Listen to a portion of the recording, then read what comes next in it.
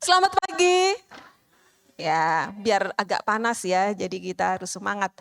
Ya, pagi ini, minggu ini saya akan men-sharekan 2 khotbah yang berbeda. Di pagi ini saya akan men-sharekan tentang fakta Alkitab mengenai sebuah hubungan. Di ibadah yang kedua saya akan berkhotbah tentang pemulihan hubungan.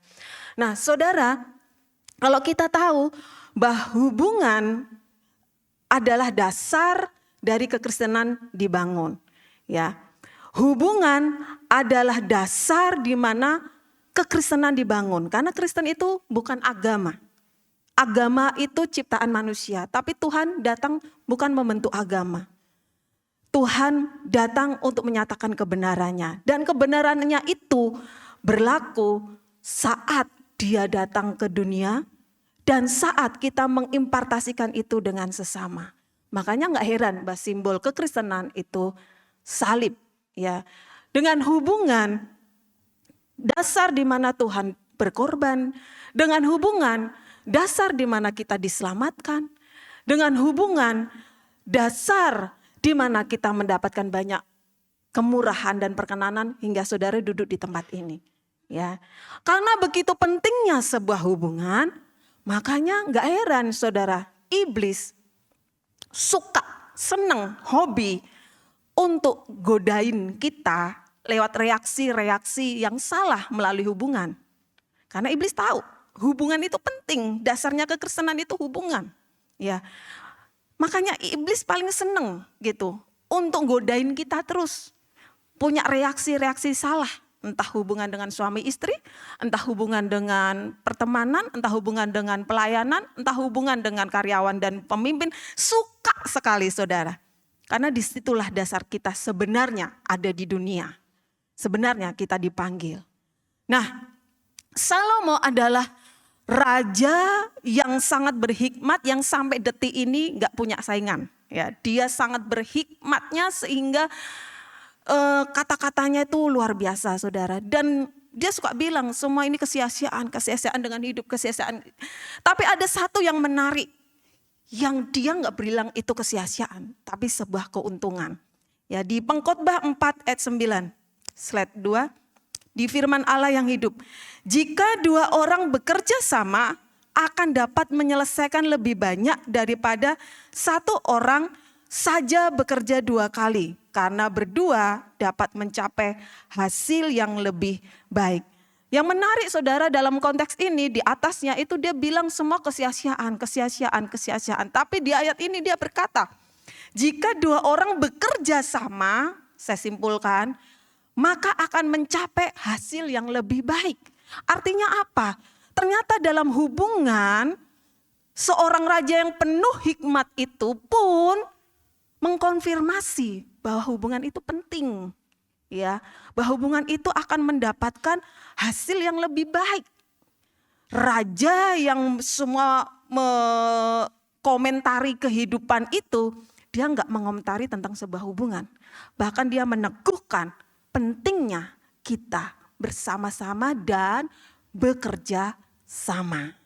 Ya saudara, jadi dalam pagi ini saya akan memberikan judul 4 fakta Alkitab mengenai sebuah hubungan. Saya menyimpulkan pengkhotbah dari beberapa minggu yang lalu lewat fakta Alkitab. Ya kalau saudara sering dengar fun fact gitu ya, fun fact sebuah apa. Nah ini fun fact sebuah hubungan berdasarkan Alkitab. Apa saja sih faktanya tentang sebuah hubungan di dalam Alkitab? Yang pertama, hubungan adalah media utama orang percaya bertumbuh. Kalau saudara ingin bertumbuh, nggak bisa tuh hanya menyendiri di kamar, di hutan ya. Nggak bisa, oh Bu saya berhubungan intim dengan Tuhan. Hey, kekristenan itu vertikal dan horizontal. Nggak bisa kita bilang, oh saya ini orang yang sangat sabar. Kalau kita nggak pernah bertemu dengan orang-orang. Nggak mungkin gitu ya. Karena media utama untuk setiap kita bertumbuh adalah lewat hubungan. Nggak bisa dipungkirin. Hanya lewat hubungan. Apa yang bertumbuh? Bisa pertumbuhan nilai. Bisa pertumbuhan pikiran. bisa bertumbuh secara hikmat, ya, bisa bertumbuh secara pola pikir bila kita siap untuk diproses. Bila kita siap untuk diproses. Dan kalau kita merasa, kok saya nggak bertumbuh di dalam cara berpikir ya, mungkin kita sudah berhubungan, tapi kita nggak siap untuk diproses. Kita menarik diri untuk diproses. Kita menyingkir waktu diproses, gitu ya. Dan biasanya proses yang paling kuat, ya, efeknya adalah proses dengan keluarga atau dengan teman sesama orang percaya. Itu efeknya besar banget, saudara. Saudara mungkin akan sangat mudah mengkompromikan orang-orang yang di luar Tuhan. Misalnya senggolan gitu ya, di pasar gitu. Tapi dia nggak kita kenal dan mungkin dia beragama lain, kita sudahlah namanya nggak kenal Tuhan, nggak apa-apa. Kita sering mengkompromikan itu sehingga kita mudah. Tapi bayangkan kalau kita kena proses dengan sudah ke gereja bertahun-tahun kok masih kayak gitu. Itu efeknya tuh kena banget, saudara. Jadi untuk kita bisa bertumbuh biasanya proses yang sangat signifikan ada pertama dengan keluarga dan dengan sesama orang percaya. Ya, nggak heran komunitas itu sesuatu yang menyenangkan dan menakutkan untuk beberapa orang. Aduh, nggak mau lah, nanti kena proses, nggak mau tertanam dulu lah, gini-gini aja sudah, di hari Minggu aja sudah, yang penting nggak kesenggol, kita baik, dia baik saya, dia baik dengan saya baik dengan dia. Oke, nggak apa-apa, itu kehendak bebas. Tapi kita akan dapat sesuatu bahwa ada yang stuck tuh dalam pertumbuhan. Ya, stuck itu dalam pertumbuhan. Kalau misalnya kita kena proses dengan pemimpin yang gak kenal Tuhan, kita enak, ya sudahlah. Namanya juga dia gak kenal Tuhan, gak tahu firman Tuhan. Tapi bayangkan kalau kita kena proses dengan teman yang kelihatannya dia dewasa secara rohani. Aduh, ya kan? Tapi percayalah saudara, saat saudara mau diproses, entah dengan siapapun, terlebih dengan kalau kita berasumsi dia yang sudah tahu firman Tuhan, percayalah saudara, disitulah titik saudara bertumbuh. Amsal 27 ayat 17, firman Allah yang hidup. Sama seperti besi menajamkan besi, demikian pula orang saling menajamkan pikiran. Ini menarik, dalam pembicaraan yang akrab. Pembicaraan yang akrab saudara. Mungkin ini dalam arti kasus adu argumen gitu kan, adu opini, adu asumsi, adu pendapat, akrab. Kalau kita berpikir itu sesuatu yang positif. Tapi kalau kita selalu berpikir, berasumsi bahwa tergesek itu sesuatu yang negatif. Kalau kita adu argumen, kita akan merasa berpikir, dia gak suka aku ya, kok aku dikritik terus gitu.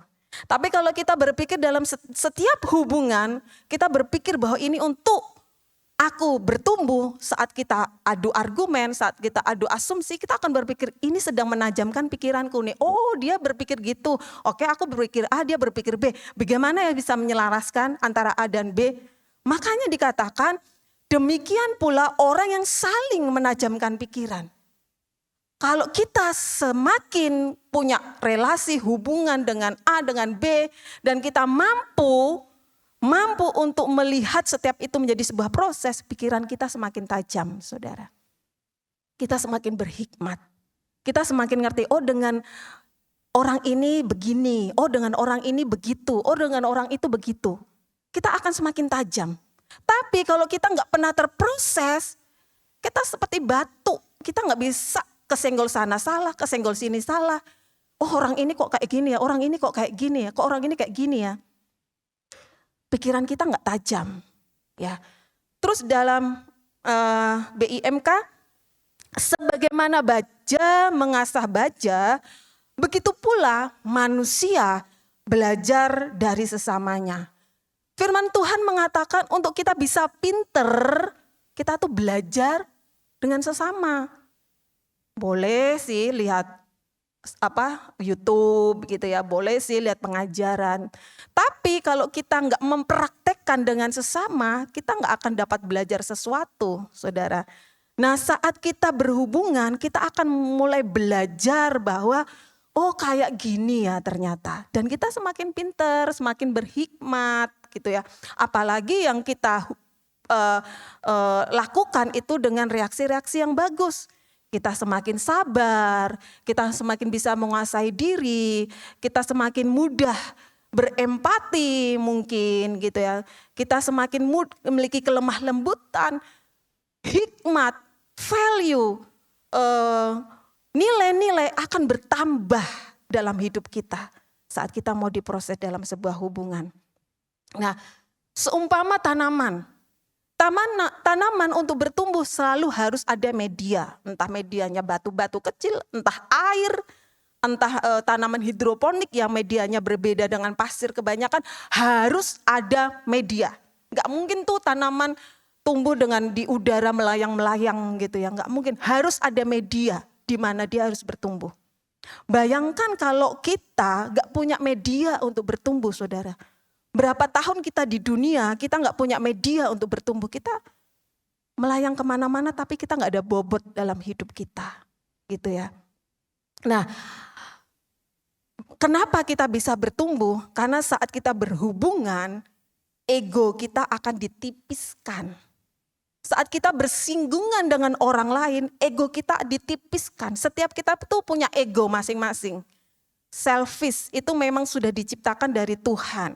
Ya, tapi bagaimana supaya terasah dengan baik saat kita bersinggungan dengan orang lain. Ya, misalnya kenapa anak-anak toddler nggak diajarin baca menulis, saudara, tapi mereka belajar berinteraksi, ya kan, anak-anak anak playgroup gitu kan, prioritasnya nggak baca nulis dulu, saudara, berinteraksi, berhubungan dengan teman. Disitulah dia belajar egonya ditipiskan. Kok di rumah mungkin mama papahnya iya-iyakan terus. Tapi di kelas bisa rebutan mainan. Kata pengajaran yang minggu lalu, bisa belajar kata tidak tuh. Di rumah mungkin oke, ya. Ayo ya. Egonya dikasih makan terus, saudara. Hati-hati ya kalau kita punya anak kecil. Mereka sudah punya ego. Kalau kita kasih makan ego terus, egonya dikasih makan terus ya. Gak pernah disinggung, gak pernah ditipiskan egonya.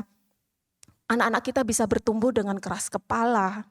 Anak-anak kita bisa bertumbuh dengan kesombongan, ya, keserakahan, ketamakan. Karena egonya gak pernah ditipiskan di keluarga. Nah, kembali lagi.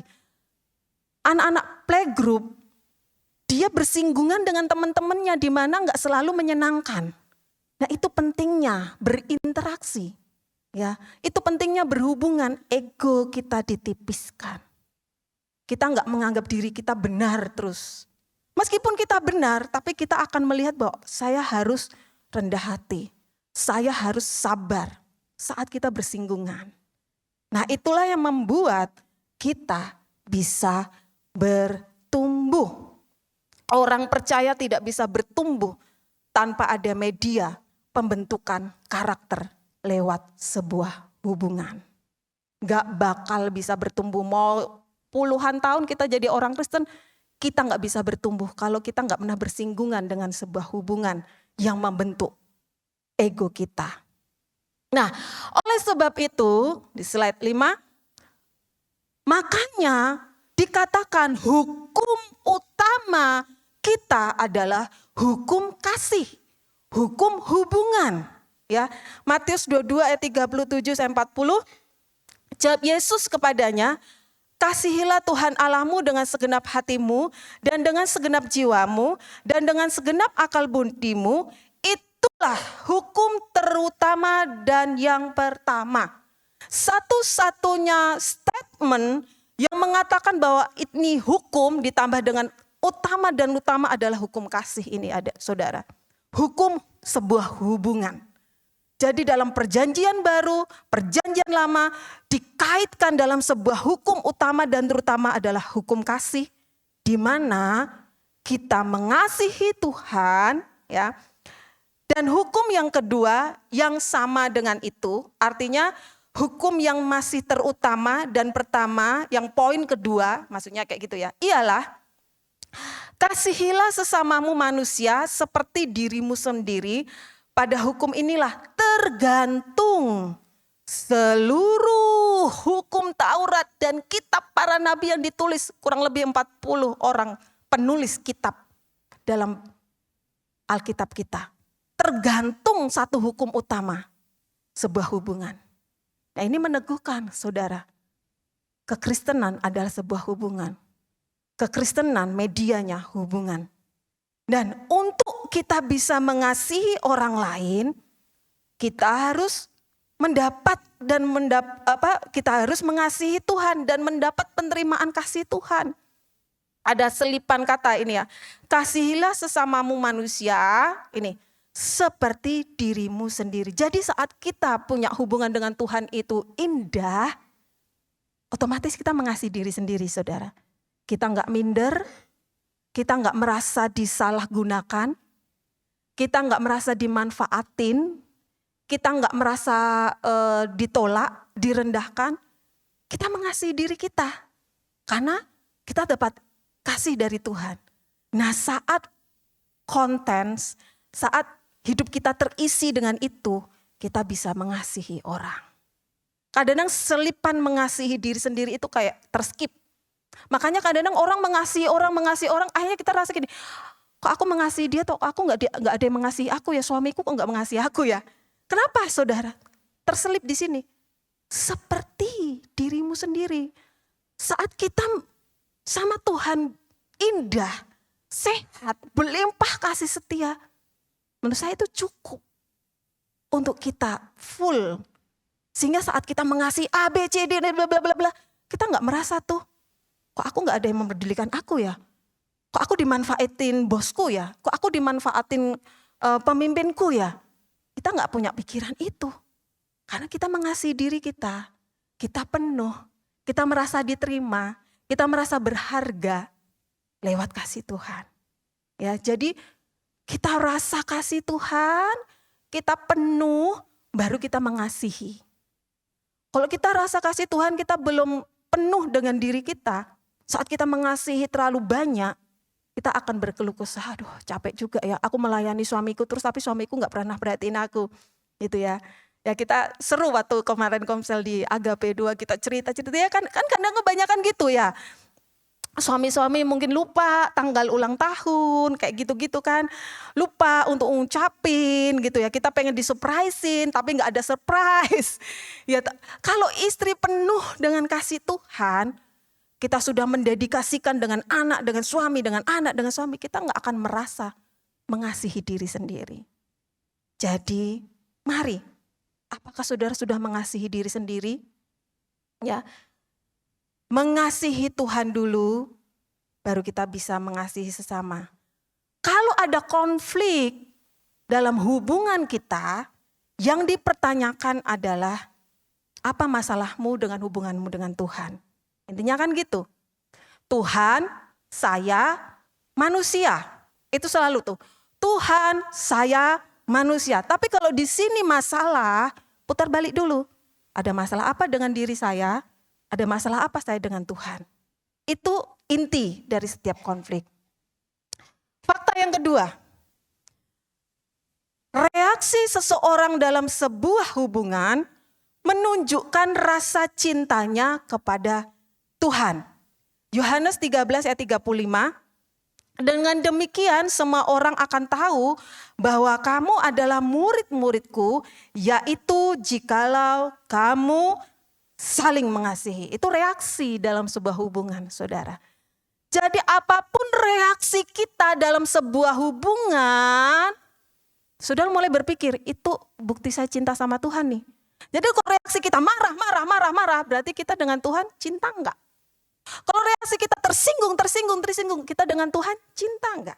Kalau reaksi kita berpikir negatif dengan orang, suka gibah, suka gosip, dengan Tuhan kita cinta enggak?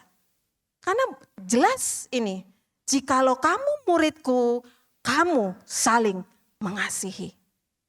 Ya, saudara, gereja kehilangan kuasa, kehilangan urapan, bukan karena sesuatu yang besar terkadang. Bukan sesuatu yang fenomenal gitu ya. Tapi kadang-kadang gereja itu maksudnya kita semua ya.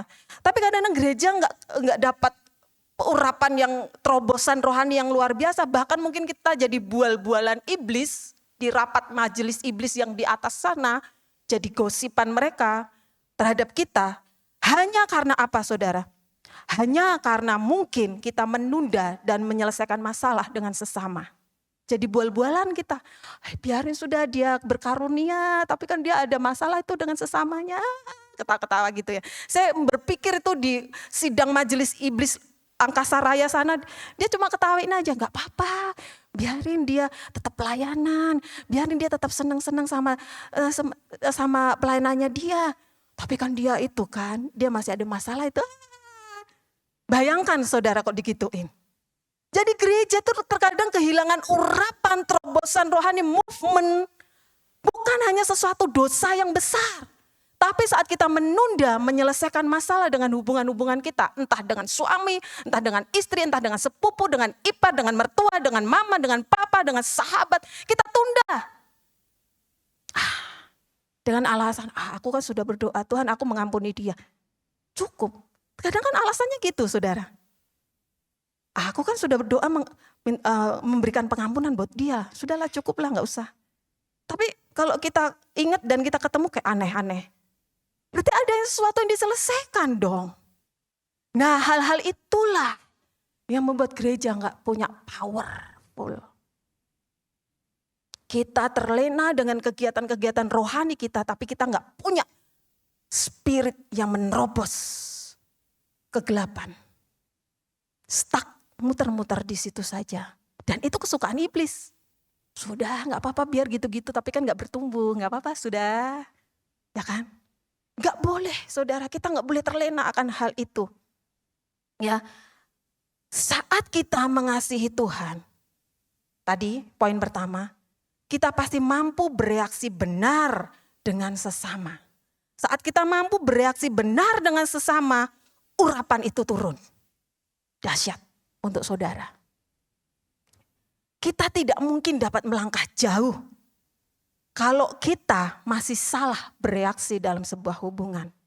Ya, saudara saya kebetulan nggak sengaja saya kebetulan dengerin solusi di YouTube. Mungkin sudah cek ya. Itu ada sakit kanker, saya lupa. Kanker usus kira-kira ya.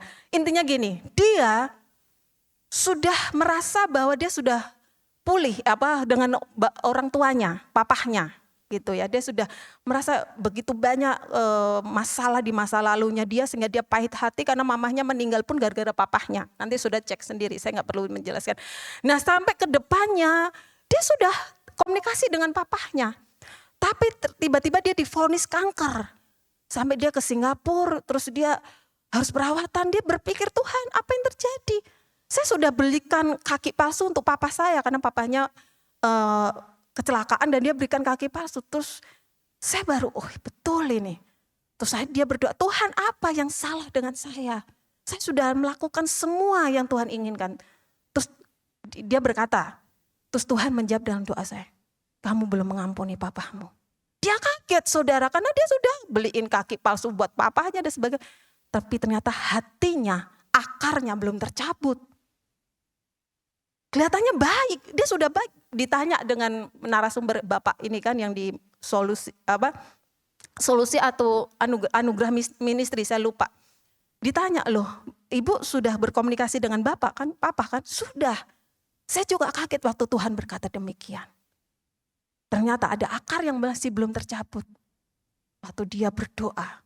Dan akhirnya waktu dia berdoa benar-benar lepas. Singkat cerita waktu dia kemoterapi dicek sudah tidak ada kanker. Tapi dia harus follow up ya beberapa tahun. Harus kontrol. Nah dari sini saya ingat saudara. Ternyata kadang-kadang kita harus duduk tenang dan berdoa. Tuhan apa yang saya harus bereskan? Kalau sudah terlintas satu nama berarti itu yang saudara harus bereskan.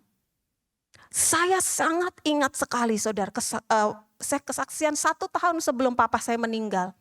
Mau cuti ini Desember.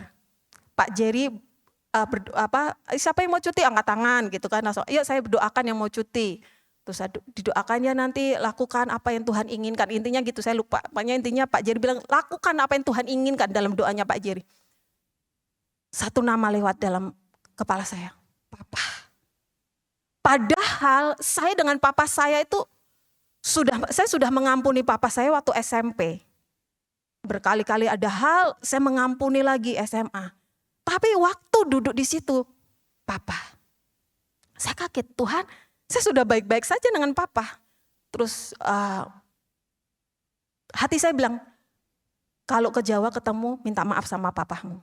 Gak ada masalah itu saudara, tetap komunikasi baik. Tapi ya sudah, karena kan begitu, satu nama, singkat cerita pulang tutup tahun, saya peluk Papa, sorry ya aku minta maaf sama Papa. Papa saya kaget, apa Papa?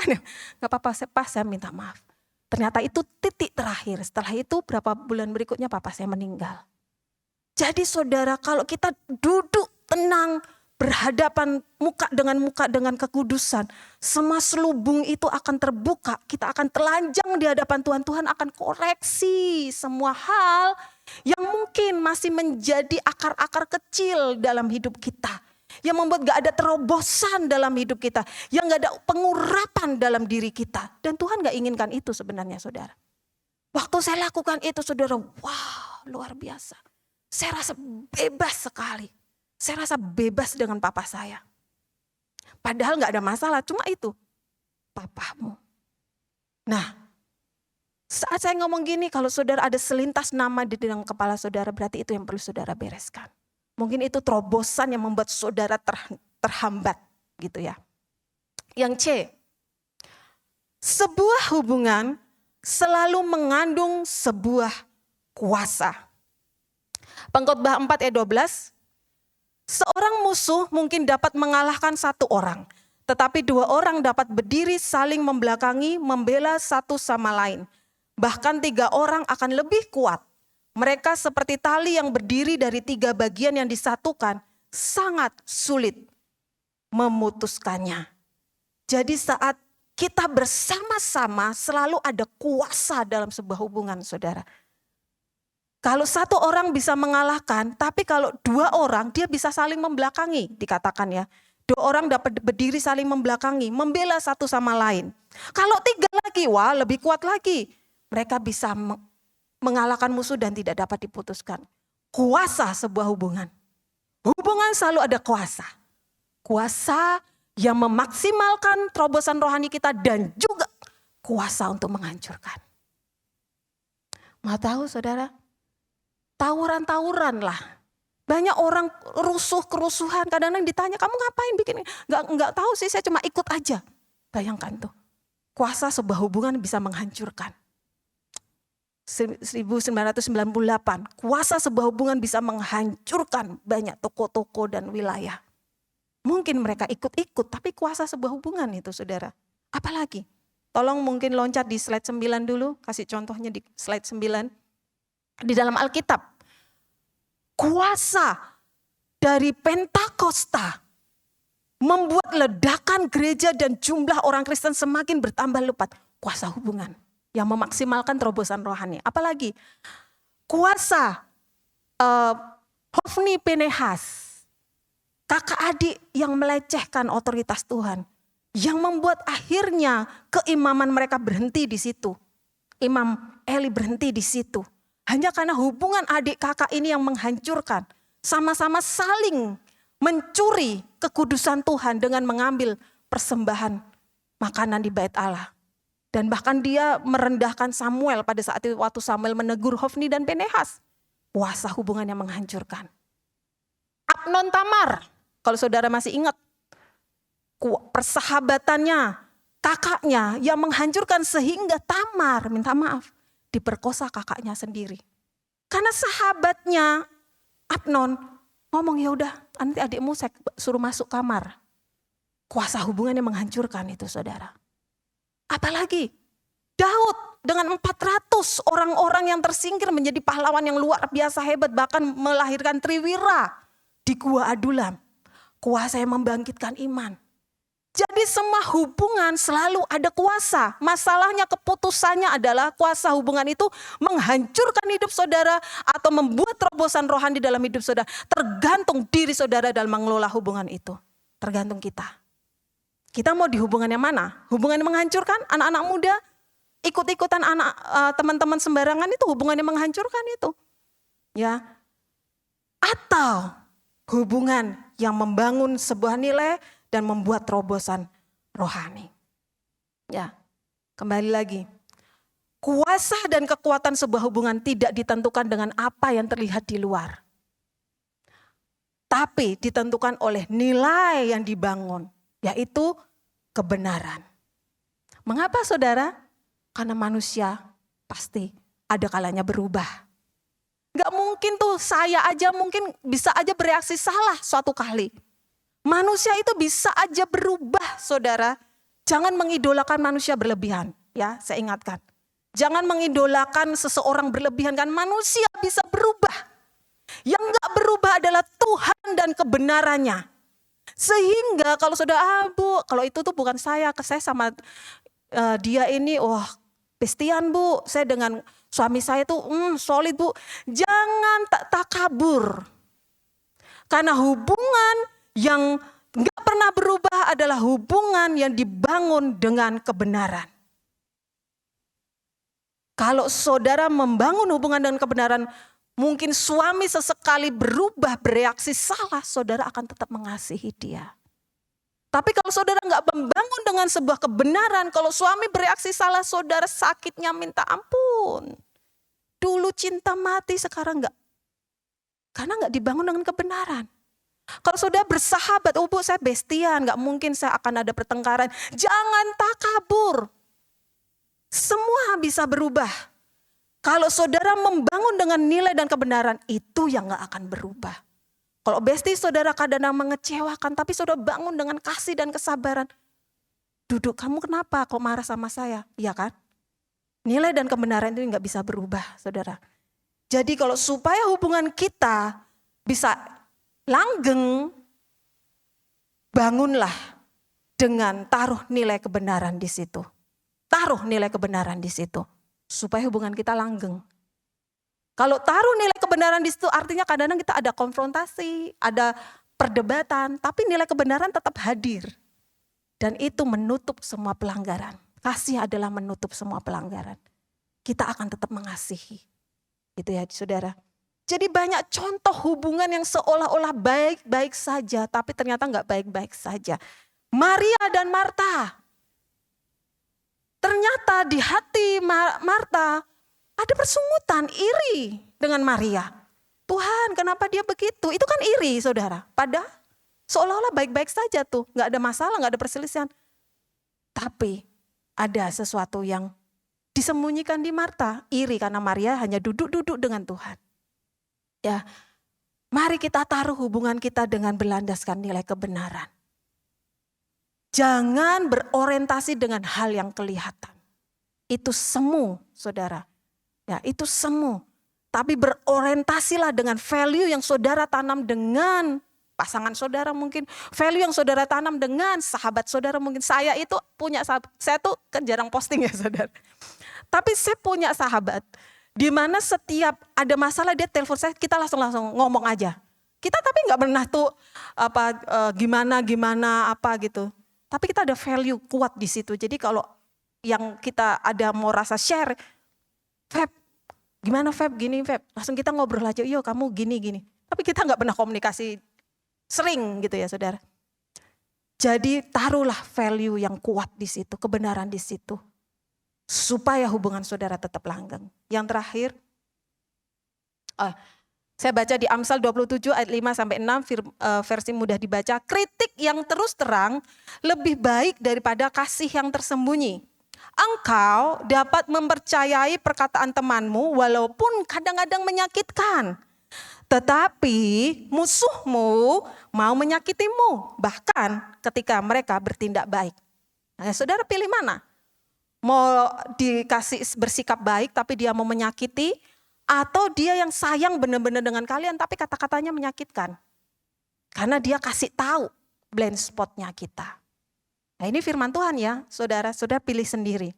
Di mana saudara membangun value atau hanya penampilan di atas. Yang terakhir, yang keempat, hubungan mempengaruhi pola pikir dan peradaban sebuah bangsa selanjutnya. Jadi saat kita sering berhubungan dengan seseorang, maka secara tidak sadar kita akan sering memperbincangkan sesuatu yang selalu kita perbincangkan dan itu menjadi gaya hidup kita. Ya, membentuk pola pikir kita. Makanya hati-hati untuk saudara sering men-sharingkan kepada siapa. Itu membentuk pola pikir kita. Ya, saya cepat aja di Keluaran 12 ayat 41. Sesudah lewat 430 tahun, tepat pada hari itu juga keluarlah segala pasukan Tuhan dari tanah Mesir. Berapa saudara? 430 tahun. Mau 500 tahun mereka di Mesir. Ayat 3, mereka berkata, jauh lebih baik jika Tuhan membunuh kami di negeri Mesir. Di sana kami paling tidak dapat makan sekenyangnya, kami mendapat semua makanan yang kami butuhkan. Tetapi sekarang kamu, Musa, membawa kami ke padang gurun, kami semua akan mati kelaparan. Bayangkan saudara, betapa banyak mujizat sudah dilakukan. Membelah laut Teberau dan semua 10 tulah dinyatakan. Untuk mereka memenuhi menggenapi janji Tuhan memasuki tanah perjanjian. Tapi hanya karena mereka sudah 430 tahun di Mesir, pola pikir mereka mulai seperti budak di Mesir. Mereka bukan menjadi bangsa yang merdeka, mereka terbiasa menjadi budak di Mesir. Sehingga saat mereka menjadi bangsa yang merdeka, mereka pengen jadi budak lagi. Ya, jadi saya simpulkan saudara, saat kita sering membina hubungan, hati-hatilah dengan siapa saudara duduk dengan mereka, men-sharingkan hidup dengan siapa, karena itu mengaruhi pola pikir dan budaya saudara. Ya, kalau saudara terbiasa dengan orang-orang yang bicara tentang value, nilai-nilai kehidupan yang baik, ataulah misalnya saudara membiasakan anak-anak saudara terus dari kecil ke gereja, baca firman Tuhan, berdoa ke gereja, itu menjadi value dan gaya hidup mereka nanti, saudara. Tapi kalau dari kecil saudara gak pernah mensupport anak-anak saudara untuk bergereja, beribadah, baca firman Tuhan, ya itu mereka akan terpengaruh mungkin dengan teman-temannya mereka. Dan itu akan mengubah generasi berikutnya. Jangan biarkan saudara, generasi kita di bawah berubah pandangan dengan Tuhan. Hanya karena kita enggak duduk dengan mereka dan memberikan cara-cara pandang kebenaran dengan mereka. Dan jangan biarkan saudara berubah gaya hidup saudara, pola pikir saudara hanya karena saudara duduk dengan orang-orang yang enggak tepat. Kalau saudara duduk dengan orang-orang yang enggak tepat, gaya hidup saudara akan tetap jadi enggak tepat. Buktinya bangsa Israel. Karena 430 tahun dia dijajah oleh bangsa Mesir. Mereka enggak mau jadi bangsa yang merdeka. Meskipun mukjizat banyak ditunjukkan. Bayangkan saudara, betapa luar biasanya kuasa sebuah hubungan membentuk sebuah generasi.